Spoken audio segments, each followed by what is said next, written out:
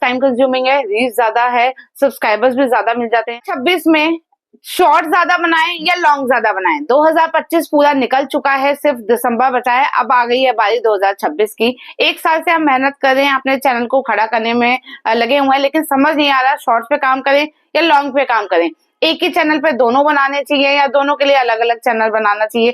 तो ये सारा डिस्कशन आज हम इस वीडियो में करेंगे। शॉर्ट और लॉन्ग दोनों के बारे में बात करते हैं। देखिए, फायदे नुकसान दोनों के ही होते हैं। तो सबसे पहले शॉर्ट्स की बात कर लेते हैं। शॉर्ट की सबसे अच्छी बात यह है कि वो टाइम कंज्यूमिंग नहीं है, बहुत लेस टाइम उसमें लगता है। आधे घंटे में अगर एक शॉर्ट वीडियो आपको शूट करके एडिट करके अपलोड करनी है तो आप लोग कर सकते हो, ठीक है। तो लेस टाइम कंज्यूमिंग है, पहले उसका पॉइंट हो गया। दूसरी बात, उससे चैनल की रीच बहुत बढ़ जाती है, मतलब 5-7 हजार व्यूज आराम से आ जाते हैं। 1,000 व्यूज तो जो लोग कभी कभी शॉर्ट्स बनाते हैं, लाइक मैं भी कभी कभी शॉर्ट्स बनाती हूँ, तो 1,000 के आसपास व्यूज आराम से आ जाते हैं। और अगर डेली बनाते जाते हैं तो लाखों में व्यूज चले जाते हैं। तो रीच ज्यादा है, लेस टाइम कंज्यूमिंग है। तीसरी बात कर लेते हैं सब्सक्राइबर्स का। क्या सब्सक्राइबर्स का फायदा होता है? मुझे ऐसा लगता है कि शॉर्ट्स पे लोग कम सब्सक्राइब करते हैं और लॉन्ग वीडियोस पे लोग ज्यादा सब्सक्राइब करते हैं। जिन लोगों को थोड़ा एजुकेशनल कंटेंट, इंफॉर्मेटिव कंटेंट चाहिए होता है ना, तो वो लॉन्ग वीडियोस की तरफ जाते हैं। लेकिन जिनको एंटरटेनमेंट वाला कंटेंट चाहिए होता है, जो एक थोड़ी सी देर में कुछ एंटरटेन होना चाहते हैं, कुछ फटाफट में सीखना चाहते हैं ना, तो वो शॉर्ट्स की तरफ जाते हैं। तो दोनों की अपनी अपनी मार्केट है। शॉर्ट्स से भी सब्सक्राइबर्स आते हैं, लॉन्ग से भी आते हैं, लेकिन शॉर्ट से ज्यादा आते हैं मुझे लगता है एट कंपेरिजन टू लॉन्ग, ठीक है। तो ये पॉइंट भी फिर हमारा शॉर्ट की तरफ चला गया।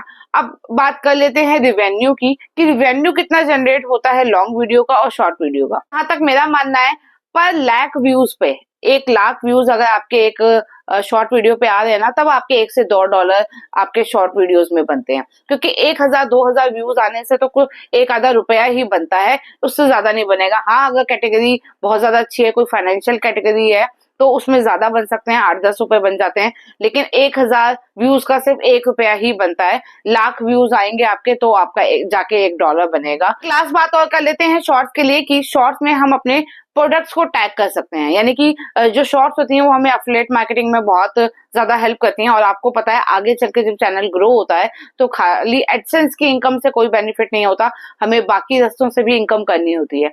तो जो शॉर्ट्स है उनका उसका वो बेस्ट मेथड है एफिलिएट मार्केटिंग के लिए, टैग्स को, प्रोडक्ट्स को टैग करने के लिए। तो हमारे चैनल पे शॉर्ट्स भी हमें जरूर है, लेकिन वो हम एफिलिएट मार्केटिंग और प्रोडक्ट्स टैग कब कर सकते हैं वो भी हमें पता होना चाहिए।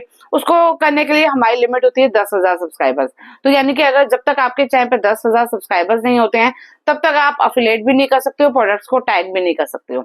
तो अगर आप कह सकते हो कि आपको शॉर्ट्स की जरूरत होती है प्रोडक्ट्स को टैग करने के लिए, तो ये बात बिल्कुल ठीक है, हमें शॉर्ट्स बनानी पड़ेंगे जब हमें प्रोडक्ट्स को टैग करना है।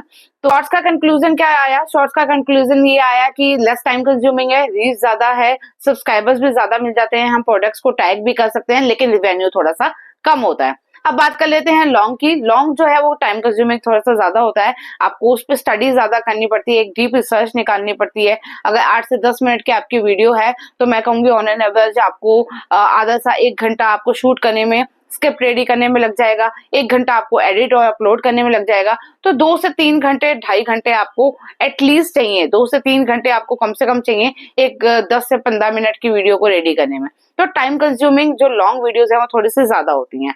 दूसरी बात कर लेते हैं रीच की। रीच बहुत डाउन रहती है, बहुत ज्यादा रीच नहीं रहती है।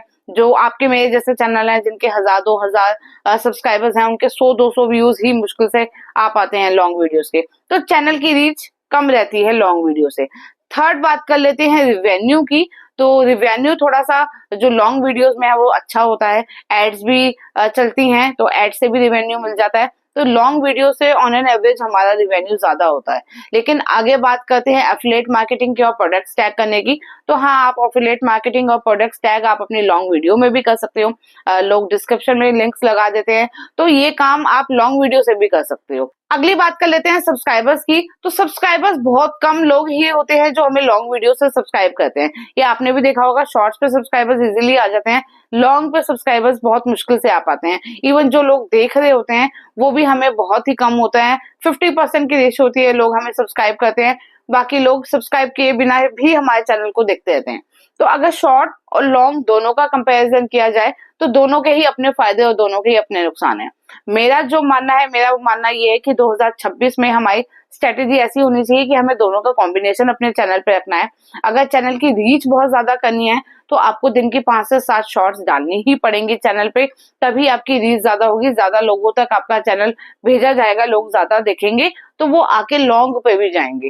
ठीक है, अगर आपको इनकम अपनी हाई करनी है तो आपको लॉन्ग वीडियोस की तरफ जाना पड़ेगा, क्योंकि लॉन्ग वीडियोस में अगर आपके 5-10 हजार व्यूज भी आ रहे हैं ना, तो भी आपके अच्छे खासे डॉलर जनरेट हो जाएंगे।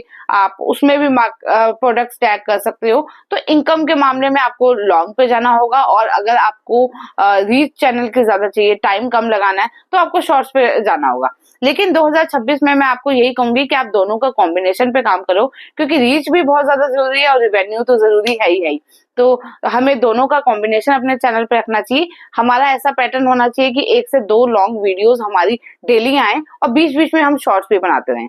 अगर आप शॉर्ट क्रिएटर नहीं है तो मतलब अगर आप मेन लॉन्ग पे काम करना चाहते हैं तो फोकस आपका 70% फोकस आपका लॉन्ग वीडियोस पे होना चाहिए और 20-30 फोकस आपका शॉर्ट्स पे होना चाहिए। और अगर आप शॉर्ट क्रिएटर्स हैं, डेली के आप 8 से 10 शॉर्ट्स बनाते हैं, तो वीक में 1 से 2 लॉन्ग बना के आप अपने चैनल पे अपलोड कर सकते हैं, ताकि जहां से रेवेन्यू इंक्रीज हो जाएगा और लेकिन आपको शॉर्ट से भी इनकम होती रहेगी। तो दोनों का कॉम्बिनेशन बना के रखना, एक बैलेंस बना के रखना ही आगे की स्ट्रेटेजी के लिए अच्छा रहेगा। और जहां तक बात रही लाइव की, तो नए क्रिएटर्स को के लिए जिनके अभी 1 लाख तक भी सब्सक्राइबर्स नहीं पहुंचे हैं, उनके लिए जो लाइव है वो तो एक वरदान ही है। तो आपको शॉर्ट्स, लॉन्ग और लाइव तीनों का कॉम्बिनेशन लेके ही आगे चलना है। सारे फीचर्स यूट्यूब ने दिए हुए हैं, यूट्यूब चाहता है कि आप हर एक फीचर को यूज करो। इवन पोस्ट है जो, आप अपनी अच्छे से अच्छी फोटोज भी पोस्ट कर सकते हो। तो सबका कॉम्बिनेशन ही एक 2026 के चैनल को आगे ज्यादा से ज्यादा बढ़ाएगा, ये मेरा मानना है। आपकी क्या राय है मुझे कमेंट करके जरूर बताना। फिर मिलेंगे एक और नए टॉपिक के साथ। Bye bye.